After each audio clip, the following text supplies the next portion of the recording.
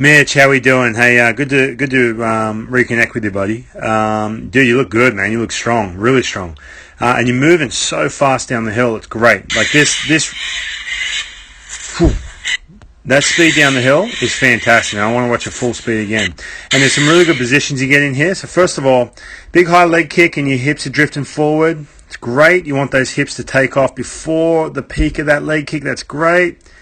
Right, they could even go. Your hips could even be running. Let's get the arrow out. Your hips could be running this way, maybe even a little faster too. But I'm not going to get too caught up in that. There's something I'm looking at a little bit down the chain here. First of all, good strong backside. That knee's pointed out just a little bit. That's okay. You want that knee to stay inside that front foot. Really good separation here. Hands are separated and ready to roll. This is one thing I'm just noticing a little bit.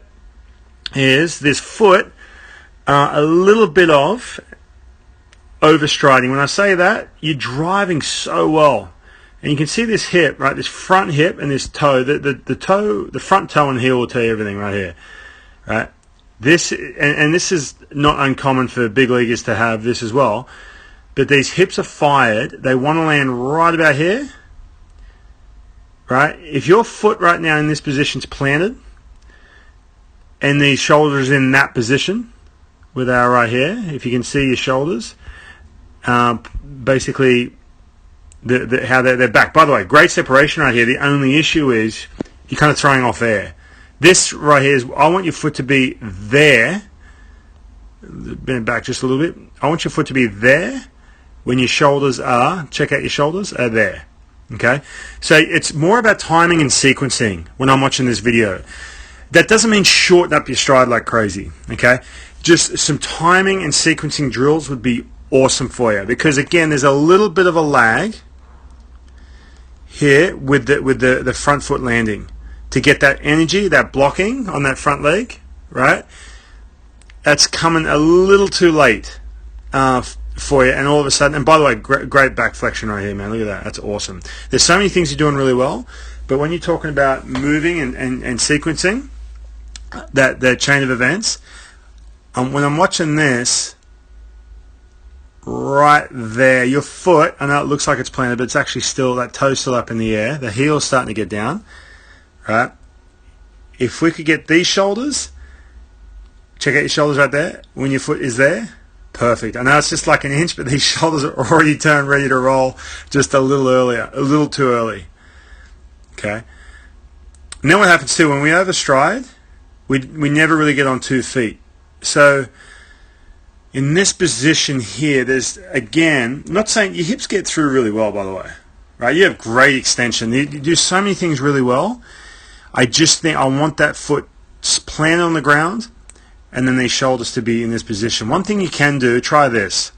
This is a big one.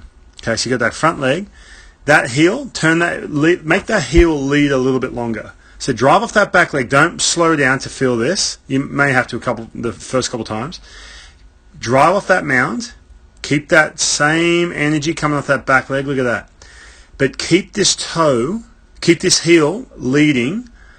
Think of Kenley Jansen. Just a little bit longer. All right, so Max Scherzer. I'm going to use Max Scherzer because I've been watching him a lot lately.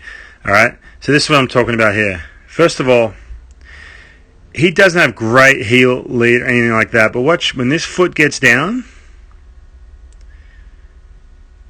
right? He's staying inside those hips. By the way, you can see you've got a little bit of, see how that chin goes up and that head goes up and over.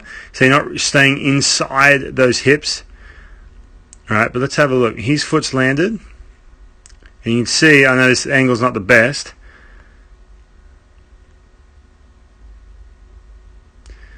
but he's about where you are right now. His foot's well planted, right? And he's got so much to throw against. Look at that. Boom, and then it's just a slingshot. So again, you're planted right here, but from the waist up, it's kind of gone a little bit. You already lost a little bit of direction, and then throwing. Great drag line, by the way. Awesome. With that back foot. So this is what I'm talking about. Watch Big Max right here. Foot's going to land. Foot gets down in plenty of time, and then watch this upper body. Slingshot, boom. With you right here, time to slingshot, and foot doesn't quite get down, a little bit of an overstride, and then that slingshot's kind of gone. You still have plenty of it, don't get me wrong, but you kind of lost that slingshot because your foot hasn't gotten down just right away. I would lead with the heel a little bit more, and the other thing is too, don't sacrifice any drive off that backside, but at the same time feel that foot plant and try and get that rhythm of throwing against that front foot, and then the hips, shoulders go, and then out through release. Another great way too to get this timing down, what I'm talking about with this rhythm and sequencing from front foot to, so basically what I'm talking about is sequencing. This is what I'm talking about: land, hips, shoulder, and then release. Right, boom.